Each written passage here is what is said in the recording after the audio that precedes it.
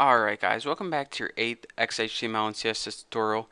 In this tutorial, we're going to be finishing up talking about links. Now, we need to cover two last things. One is how to make a link to an email address, and the second is how to make something called a tooltip, which is pretty much when you hover over the link, a box pops up showing what, it can say anything you want.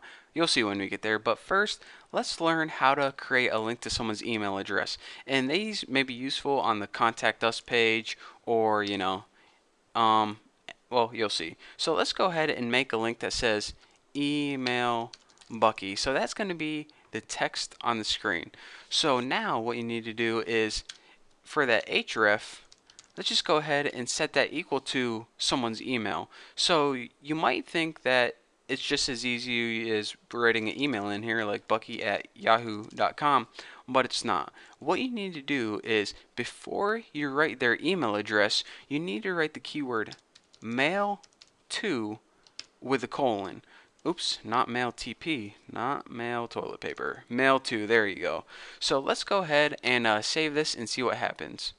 Refresh, and go ahead and if you click this, then your default, whatever your email program is pops up, and I didn't set mine up yet, but if it was set up, then it would, get ready to email Bucky. So that brings me to another point. This is why I don't like or recommend linking to people's email. If you want to give someone your email on a website, just go ahead and write it in plain text. Then they can copy it and paste it into their email editor or what's it, email program, whatever. Because I use like yahoo.com, you probably use like Gmail or something. So whenever I click this link, I don't want Outlook to pop up ever because I hate Outlook. So anyways, just keep that in note. Keep your users in mind whenever you're designing a web page. But anyways, recapping one last time, whenever you want to create a link to an email, which I don't recommend, but anyways, you need to write href, and as the address, write mail to, and then their email address.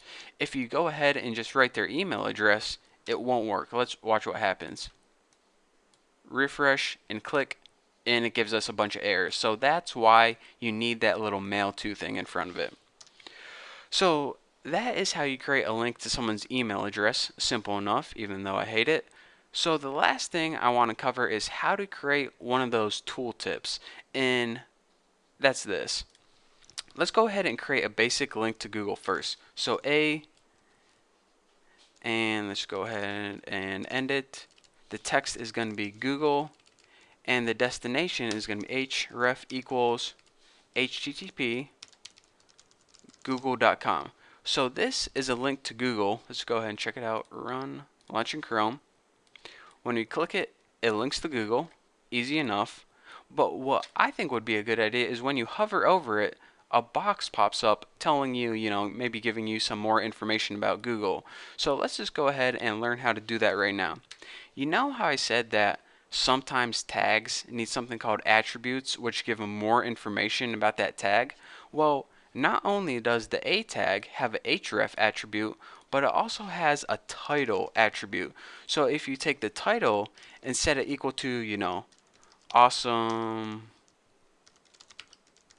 search engine, whenever we save this and refresh it, now look what happens when we hover over Google. It says awesome search engine as the tooltip.